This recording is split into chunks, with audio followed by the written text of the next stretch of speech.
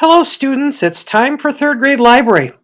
Um, this is going to be an adventure for us to figure out how to do online learning and do things at home while I'm sitting in my house, but we're going to give it a good try.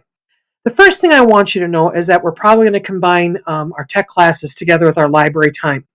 That might just work a little easier. Otherwise, it gets to be so many lessons you got to keep track of. So let's just keep track of one instead. We will do one good lesson a week instead of doing like two for technology class. So here's what we're going to start with. Twice a week, you should work on typing.com for about 10 minutes. If you want to work longer, you can. If you hit the point where you end one section and you need to bump up a level, um, let me know. I will try to get a video done to show you what to do when you finish the first section of typing.com and need to move on to the second. We won't be able to print certificates for you right now. Maybe we can when we get back to school or in the fall. But we'll have you move on so that you continue to work on your typing skills. The one thing I would ask is that you always, excuse me, always work carefully to use the correct fingers on the correct keys. Remember, slow and steady wins the race. We're not looking for speed, we're looking for accuracy. So, twice a minute, twice a week, if you can sit down, log into typing.com, and do some typing. Now, I think, let me click here, typing.com, your login is, I think it's 5 of your last, 3 of your first, right? And then the password is just plain old little V Vikings. Does that sound right? I believe that should be correct. If you have problems logging in, email me and I will get back to you as soon as I can to help you out. Otherwise, back to library time. What we had just started talking about the last couple of weeks we were in school was folk tales. I think Mrs. Horseman's class maybe got a little bit ahead of Mrs. Brown's class, so we're just going to slow down a little bit. We're going to keep you both at the same spot because it'll make doing these lessons a whole lot easier for you and for me. So, back to folk tales. Definition: a folk tale is an old story that's been told again and again, often for generations. Folk tales are stories in the oral tradition, means that we say them out loud, we say them to each other, or tales that people tell each other out loud rather than stories in written form. Eventually, however, they were all written down. Now, they exist in all cultures around the world. Chinese folk tales, Egyptian folk tales, Canadian folk tales, American folk tales, Russian folk tales.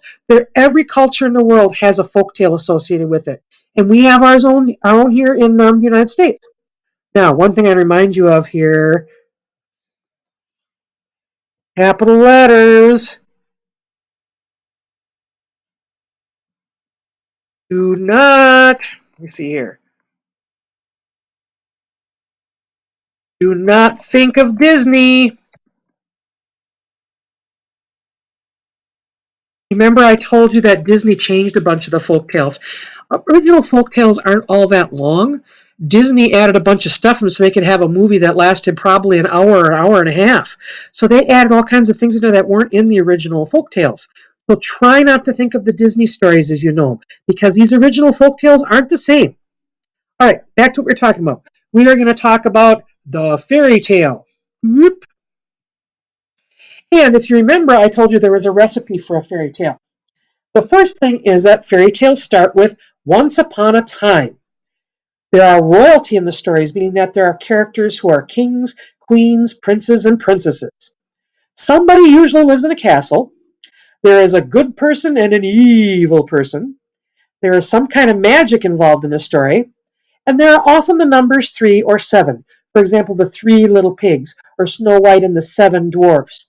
And I think I mentioned when we talked about this, for some reason the 3 feels good to us. Okay, 3 things feels good. When we go 4, it seems like a little too much. We go 2, it doesn't seem like quite enough. I don't know what it is. Something about 3 feels good. 7 is a number that came from the church. Back in the period of history where these folk tales were being told from person to person, the church was very powerful in people's lives. And 7 is considered to be a holy number. So the number 7 often appears in these stories. And the story ends with, and they all lived happily ever after.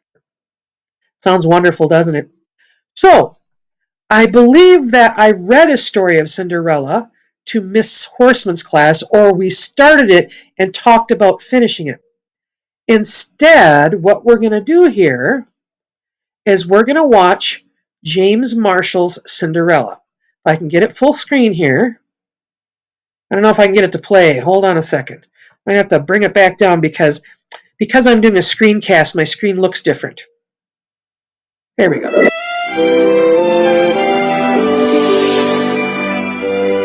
James Marshall's Cinderella.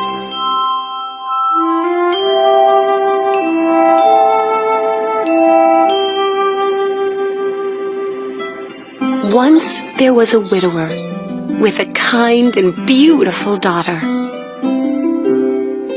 Life was sweet in their simple cottage until the widower decided to remarry.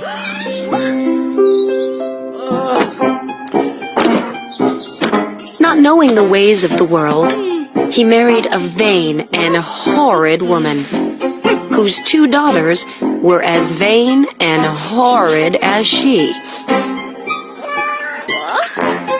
What a stupid little house, they said. The widower's daughter was made to work like a servant in her own house.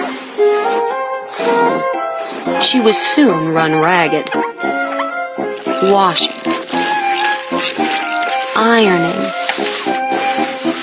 scrubbing,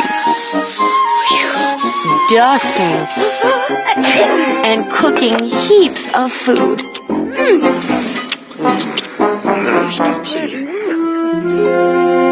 The poor girl no longer had a bed of her own and had to sleep among the ashes and cinders. And from that time on, they called her Cinderella.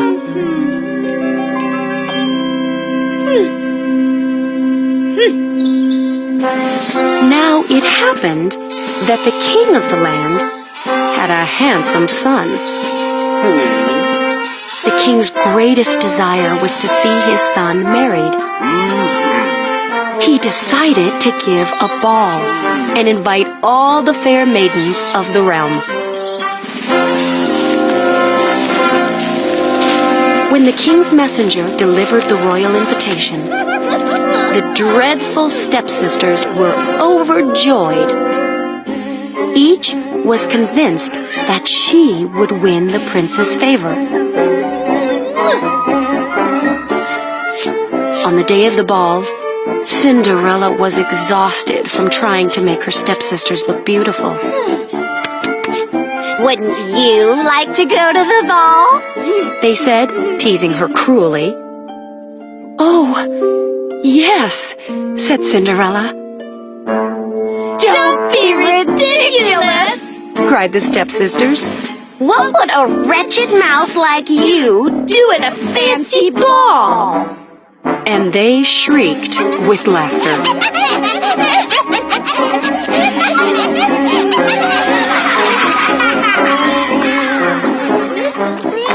Thinking themselves beautiful beyond words, the stepsisters left for the ball. Don't be a lazybones while we're away, they said to Cinderella. And think about all the fun we'll be having. After her stepsisters had gone, Cinderella went about her chores. As she worked, she wept bitterly. You look so miserable, child, said a kind voice. Who are you? Said Cinderella. I, replied the plump little woman, am your fairy godmother. Please tell me why you are crying. I want so much to go to the ball, said Cinderella. That should not be too difficult to arrange, said the fairy godmother. But you must do as I say. First, fetch me a nice big pumpkin from the garden. Cinderella brought the biggest pumpkin she could find.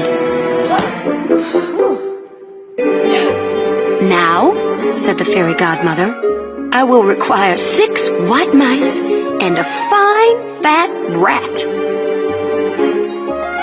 Cinderella brought them, live from the trap. "And finally," said the fairy godmother, "I must have 2 lizards. You might look behind the watering pail." Cinderella did as she was told. With a touch of her wand, the fairy godmother changed the pumpkins into a magnificent golden coach. The mice into 6 white horses. The rat into a jolly coachman. And the lizards into 2 sleek footmen.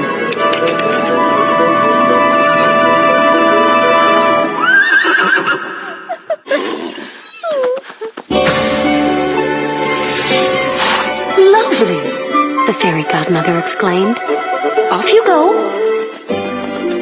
"Am I to go in rags?" said Cinderella. "Silly me," said the fairy godmother.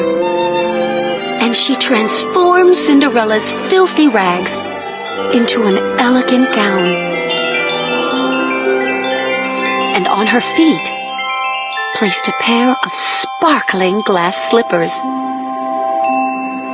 "Now you are ready," said the fairy godmother. "But remember this. You must return home before the stroke of midnight, for then all your finery will change back to what it was." Cinderella promised to obey.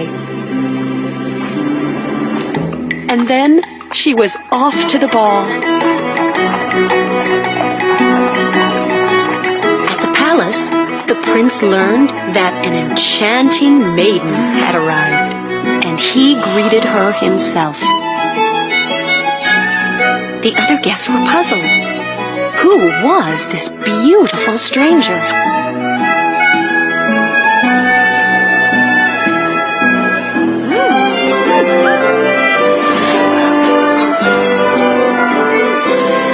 Completely smitten, the prince had eyes only for Cinderella. They danced every dance. Cinderella found herself deeply in love. She was so happy that she took no notice of the hour. Suddenly, the clock began to strike 12. Remembering the warning, Cinderella ran from the prince's arms, out of the ballroom, and down the steps of the palace. In her haste, she lost one of the glass slippers. "Wait! Wait!" cried the prince. "I don't know your name!" Cinderella's golden coach sped away from the palace. But at the stroke of 12, the fairy godmother's warning came true.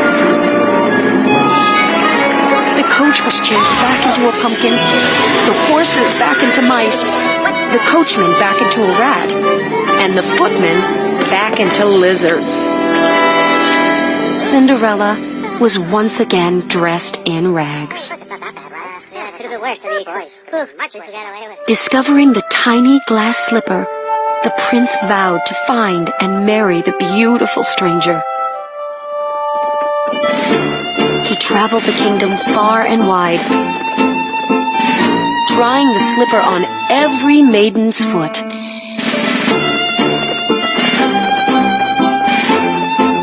But it fit no one.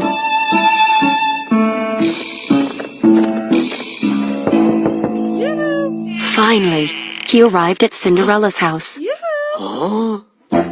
Me first. Cried the elder stepsister, extending her long, skinny foot. But she could manage to get only her toes into the slipper. My turn. Cried the younger stepsister, thrusting her pudgy foot at the prince. She pushed and shoved, grunted and groaned, but the slipper would not fit. May I try it on? Said Cinderella, stepping out of the shadows.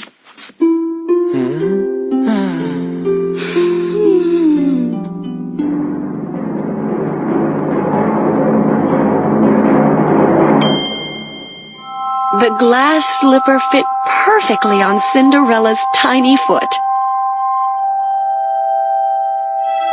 I have found my princess, cried the prince.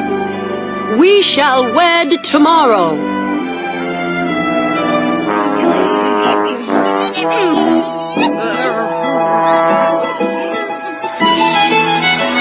On that festive day, the kingdom rejoiced. Generous and forgiving, Cinderella moved her family into the palace and found a lord of the court for each of her stepsisters to marry. Cinderella's fairy godmother moved in too, just to make sure everyone lived happily ever after.